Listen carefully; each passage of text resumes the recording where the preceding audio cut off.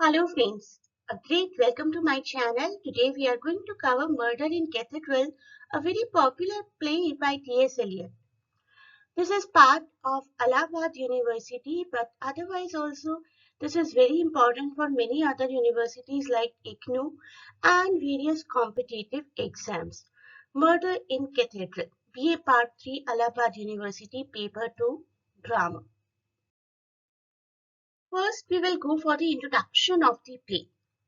Murder in cathedral एक verse drama है bye T.S.. Elliott जो कि सबसे पहले 1935 में परफॉर्म किया गया था and as the title says it is about the assassination of Archbishop which is a very prominent religious position Archbishop Thomas Becket in Canterbury.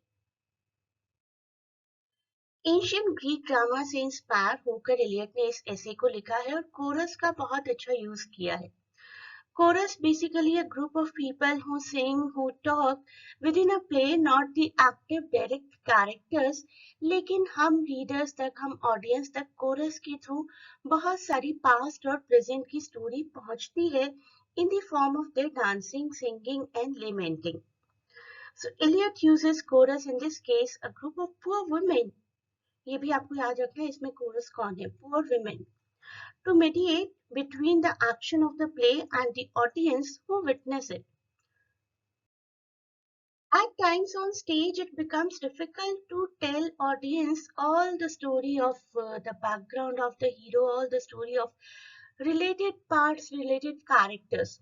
एक ही स्टेज पर एक ही परफॉर्मेंस करते हुए कनेक्टेड स्टोरीज को, पास्ट इवेंट्स को दिखाना थोड़ा सा मुश्किल हो जाता है. उसी पर्पस के लिए कोरस को यूज किया जाता है. कोरस के थ्रू नरेशन की फॉर्म में ऑडियंस को सारी story, background stories, connected stories जानने को मिल जाती हैं. Let us know some events of murder in cathedral. ये आपका बेस बन जाएगा तो आप प्ले को अच्छे से समझ पाएंगे. The story takes place in Canterbury, England, the seat of religious power in the country. Countries में, हर कंट्री में कुछ कुछ ऐसे प्लेसेस होते हैं ना जो अपनी रिलीजियस फॉर्म्स की वजह से ज्यादा फेमस होते हैं, जैसे कि इंडिया में हरिद्वार है और साउथ में भी बहुत सारे प्लेसेस हैं. It takes place in the years 1170 और किंग थे उस टाइम पर हेनरी टू. थॉमस बेकेट जो कि हमारे कैरेक्टर हैं जिनका मर्डर होता है. Thomas Becket was initially a friend of King Henry two who appointed him as a chancellor of Canterbury. Chancellor यानी कि मुख्य सलाहकार के रूप में उनको अपॉइंट किया गया. Issues emerged as Becket maintained the Catholic Church's rights and powers while the king desired greater control for the monarchy. King चाहते थे कि अब मैंने अपने दोस्त को बना दिया मुख्य सलाहकार तो वो सारे डिसीजन सिर्फ मेरे फेवर में ही लेंगे और मेरी मनार्की, मेरे किंगडम को बहुत सपोर्ट करेंगे चाहे मैं कैसे भी डिसीजंस लूं. लेकिन जब वो चांसलर बने तब उन्होंने कैथोलिक चर्च को प्रमोट करना, कैथोलिक चर्च के राइट्स और पावर्स को एम्पावर करना, बढ़ाना शुरू किया और किंग को पसंद नहीं आया. किंग चाहते थे कि सिर्फ किंग की पावर यानी कि मनार्की, यहीं पर सारा कंट्रोल रहे पूरे किंगडम का. The two men disagreed on whether the church and crown should have the authority to deal with the clergymen's misdeeds. अगर धर्म के अंदर कुछ गड़बड़ें चल रही हैं, कोई करप्शन चल रहा है तो उसको कौन हैंडल करेगा. हमारे टाइटुलर कैरेक्टर यानी कि थॉमस बेकेट तो चाहते थे कि चर्चेस हैंडल करें क्योंकि चर्च से रिलेटेड अगर कोई इशू है, रिलीजन से रिलेटेड इशू है तो that should be handled by church. But king wanted that all the decisions, no matter in which sphere, should be taken only by the crown, that is the king. Part 1 की शुरुआत होती है women coarse से. Some females have gathered inside the Archbishop Hall in December, and what is the year? Year I've told you, 1170. A chorus comprising almost all the women of Canterbury has gathered at the cathedral with some premonition of a terrible event to come. कुछ females हैं, gather हुई हैं, लेमेंट कर रही हैं, sad feel कर रही हैं और सारे दर्शकों को, सारे ऑडियंस को एक हिंट दे रही हैं कि कुछ बुरा होने वाला है. थॉमस बेकेट को किंग ने पहले ही एग्जाइल में भेज दिया क्योंकि दोनों अग्री नहीं करते थे इश्यूज को लेकर, रिलीजियस इश्यूज थॉमस बेकेट खुद हैंडल करना चाहते थे और हेनरी टू चाहते थे कि सारे इश्यूज चाहे रिलीजियस है या किसी भी और तरीके के सिर्फ मोनार्की को हैंडल करने चाहिए। थॉमस बेकेट चर्चेस को स्ट्रांग बनाना चाहते थे और किंग अपनी मोनार्की को स्ट्रांग बनाना चाहते थे। किंग तो आखिर किंग ही थे, तो किंग ने एग्जाइल प्रोवाइड कर दिया, थॉमस बेकेट को देश निकाला दे दिया 7 साल के लिए। Thomas Becket has been in exile from England for 7 years, and it happened after a terrible clash with Henry II, as I told. And these women worry that he is about to return, and his return could make their lives more difficult by angering the king. अभी तक किसी तरीके से रह रहे थे, king is acting like अ तानाशाह, बिल्कुल एक मोनार्क की तरह एक्ट कर रहे हैं king, but no matter they are tolerating it. अब उनके एक दुश्मन थॉमस बेकेट वापस आ जाएंगे, तो अब पता नहीं किंग के गुस्से का असर किस किस तरीके से किस किस पर पड़ेगा। Now we are shown 3 priests, and these 3 priests are also showing their lamentation. 3 priests enter the same hall, and they are also lamenting Thomas' absence as well as upcoming presence, and debating कि क्या-क्या result हो सकते हैं उनकी इस possible return के। One herald, that is a messenger, arrives and informs that Thomas has returned to England and is soon about to enter into Canterbury. ये जो तीनों प्रीस्ट्स हैं ना, थोड़े से होपफुल हैं कि शायद कुछ नहीं होगा। कोई बात नहीं, 7 साल बाद वापस आ रहे हैं तो अपने पुराने दोस्त से मिलेंगे, सारे गिले शिकवे दूर हो जाएंगे। लेकिन ये जो हैरल्ड है, messenger, this messenger knows too much. This messenger says that there will be bloodshed for sure. Bloodshed following the Archbishop's, that is Thomas Becket's return. अभी पार्ट 1 ही चल रहा है और हमें दिखाया जाता है कि 4 टेम्पटेशंस आती हैं थॉमस बेकेट की लाइफ में। किस तरीके से 4 डिफरेंट वेज में उनको टेम्प्ट किया जाता है कि he should leave all his aims and ambitions behind.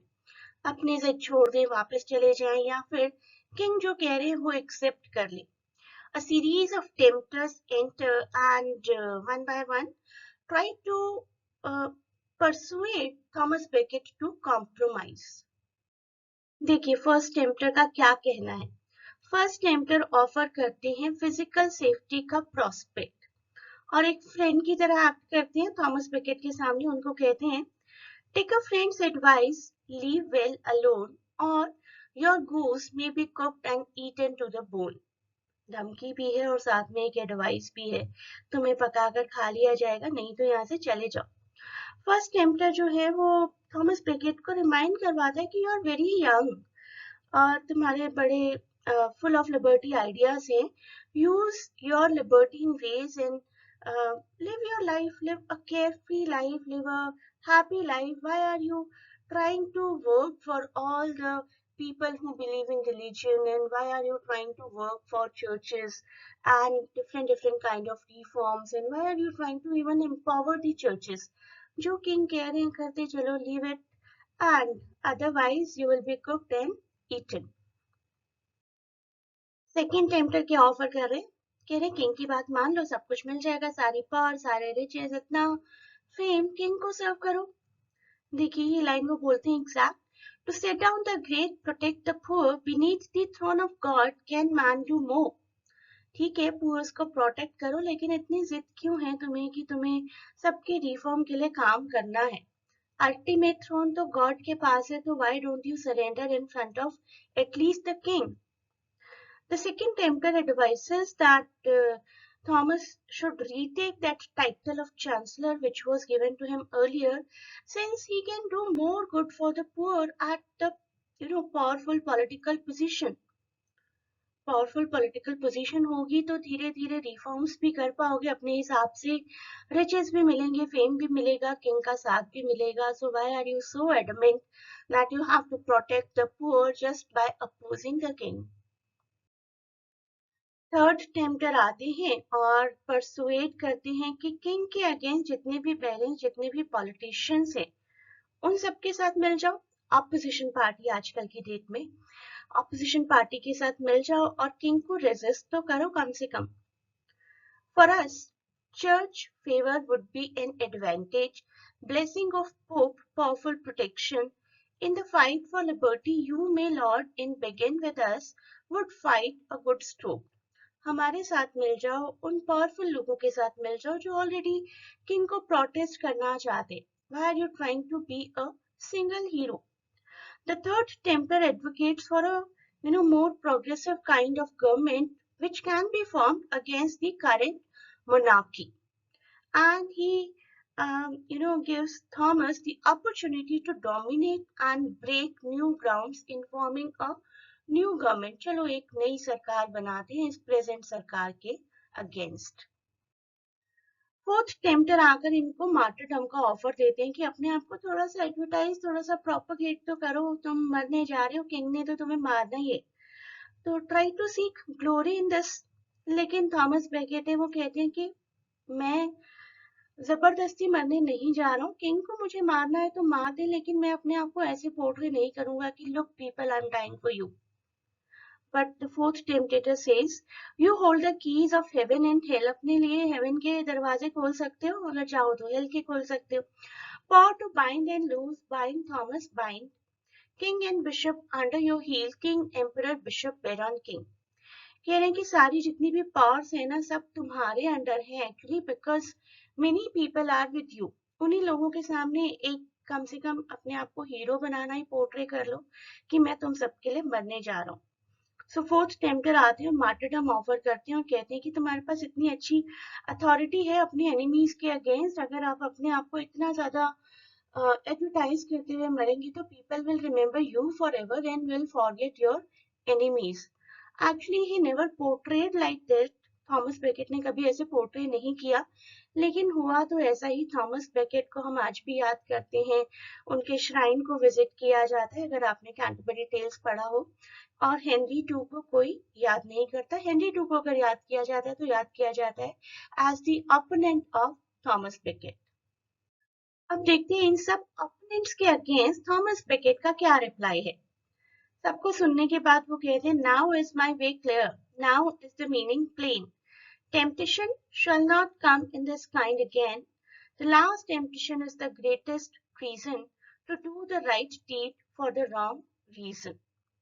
He says कि अब तो मेरा रास्ता और क्लियर हो गया है, इतनी सारी टेम्पटेशंस अगर मेरे पास आ रही हैं मुझे ल्योर करने के लिए, मुझे रोकने के लिए, दैट मीन्स कि मुझे ये करना ही करना है, and this is a kind deed. और जो लास्ट टेम्पटेशन थी ना कि मैं अपना नाम करके मरूं, वो तो मुझे बिल्कुल नहीं करना है, वो सबसे बड़ा देशद्रोह है। मे बी मुझे मरना है, मैं मरूंगा, but I will not portray myself as a hero, I will not die for the wrong reason, I die for them, not for me. So Beckett responds to all the tempters and specifically addresses the immoral suggestion of the fourth tempter at the end of this first act. First act के बाद एक interlude आता है। Interlude में Thomas Beckett का एक sermon है, उनकी एक स्पीच है in which he is addressing people. The interlude of the play is a sermon given by Beckett on Christmas morning 1170 year मत भूल जाइएगा इस प्ले का। He announces at the end of his sermon, it is possible that in a short time you may have another martyr. एक तरीके की four shadowing वो show करते हैं, अनाउंस करते हैं कि हो सकता है कि कुछ ही दिनों में, आने वाले दिनों में आपको एक नया शहीद मिल जाए। Now the part 2 of the drama starts and it takes place on December 29 at the Archbishop Hall and the Cathedral. 4 nights आते हैं और ये नाइट्स कहते हैं कि हमें किंग ने किसी अर्जेंट बिजनेस की वजह से भेजा है। इनको ऐसा लगा कि किंग बहुत डिस्प्लीज्ड हैं बेकेट से, तो बेकेट को मारेंगे ही, तो हम जाकर मार देते हैं। बेकेट को ट्रीजन का एक्यूजेशन लगाते हैं, देशद्रोह का एक्यूजेशन लगाते हैं, एंड बेकेट कहते हैं कि मुझे आपको मारना ही है तो अकेले में क्यों मार रहे हो, accuse me in public and then prepare to attack me. वहां पर प्रीस्ट भी प्रेजेंट होते हैं। Priests urge him to go and defend himself but he refuses. Priests Becket को कहते हैं कि हम यहाँ पर हैं, we will protect you, you can flee from here, but Becket denies. Priests पूरी कोशिश करते हैं बेकेट को बचाने की और नाइट्स जो है बहुत गुस्से में आ जाते हैं. They leave in anger. Angry, the knights threaten the priests with death if they let Becket escape, and then the knights leave. Knights सिर्फ टेम्परेरीली गए थे, वापस आते हैं और मर्डर करते हैं बेकेट का. Knights थॉमस को ये भी कहते हैं कि जितने भी तुमने आज तक किसी भी और पॉलिटिशियंस पर इल्जाम लगाया, जितने भी एक्यूजेशंस, जितने भी एक्सकम्युनिकेशंस, उनको तो हटा लो, हमें तुम्हें मारना है. मरने से पहले take all those charges back which you have put on others. Thomas refuses and they murder him. While Thomas is being murdered, तो कोरस एक बहुत लंबी सी लॉन्ग सॉन्ग फॉर्म में एक स्पीच देती है कि now they will have to lead in the shadow of Thomas martyrdom. अब थॉमस नहीं रहेंगे, थॉमस की परछाई की लीडरशिप में इन्हें जीना पड़ेगा. मर्डर के बाद ये सारे नाइट्स अपना अपना जस्टिफिकेशन देते हैं, ऑडियंस को एड्रेस करते हैं. These 4 knights are Denfield Fitzurse, second knight is Sir Hugh de Morville, third knight is Baron William de Tracy, fourth night is Richard Brito. As the murder is done, after the murder is done, the 4 knights address the audience directly and they wish to explain themselves and defend their actions. सबसे पहले first night आते हैं जिनका नाम है Renfield Fitzurse and he does not say anything, he does not defend himself, he introduces the other speakers. The second knight says that he understands how the audience and history will now hate them, but he begs or asks the audience to realize the knights were disinterested in the murder. Knights का खुद का कोई personal interest नहीं था. They were just following the orders that were necessary for the betterment of England. The third knight comes and presents a very long, complex kind of argument. He suggests that Becket was guilty of betraying the English people and hence was killed in a just manner. He was trying to betray the king. He was trying to betray the powers of the king, and it was completely okay to kill him. Fourth knight suggests to the audience that Becket wanted this martyrdom. शहीद होना ही चाहते थे, वो तो शहीद हो गए. So he died for the sake of pride and hence is guilty of kind of suicide. He wanted to die. He was given so many opportunities. He did not choose them. He is guilty. Thomas Becket is guilty of suicide. We are not guilty of murder. जब सारे nights चले जाते हैं और Thomas Beckett is lying dead, सारे priests आते हैं, मोर्न करते हैं थॉमस की डेथ को and worry about the future of the world. अब क्या होगा दुनिया का? ऐसे लोग, सेंटली लोग अगर मर जाएंगे तो दुनिया कैसे चलेगी? The chorus delivers the last address demonstrating that they have accepted their Christian responsibilities. अब सारी रिस्पॉन्सिबिलिटीज क्रिश्चियनिटी को बचाने की हमारे कंधों पर है. They agree that living up to Thomas' sacrifice will be tough, but that they will be spiritually richer for taking on this endeavor. कि थॉमस जैसे इंसान के सामने टिकना हम जैसे लोगों के लिए मुश्किल है, उतने ज्यादा आइडियल्स हम तो फॉलो नहीं कर सकते, but we will try our best. And we will ask God for mercy and forgiveness if anything wrong has been done by Thomas. Now let us go for the theme. The play we know is based upon actual historical battle or war or friction between Archbishop Thomas Becket of Canterbury and King Henry II of England, and it examines the war between, the struggle between worldly and spiritual power. एक worldly power जो है वो तो king के पास होती है, spiritual power saintly लोग जैसे थॉमस बेकेट है उनके पास होती है, रिलीजियस पावर और रियल फिजिकल पावर के बीच की स्ट्रगल किस तरीके की होती है, that has been shown. And the most explicit manifestation of the theme is the mystery of Christ's death. किसी को भी आप में से याद आया कि क्राइस्ट की, जीसस क्राइस्ट की डेथ का एक पैरेललिज्म भी है. Christ's death which is parallel in the death of martyrs. शहीद, एक शहीद दिखाया गया बिल्कुल उसी तरीके से जिस तरीके से Jesus Christ sacrificed himself for the sake of humanity. I hope you liked the video. Please do not forget to share and subscribe the channel. Thanks for watching. Best of luck for exams and provide your valuable feedback in the form of comment.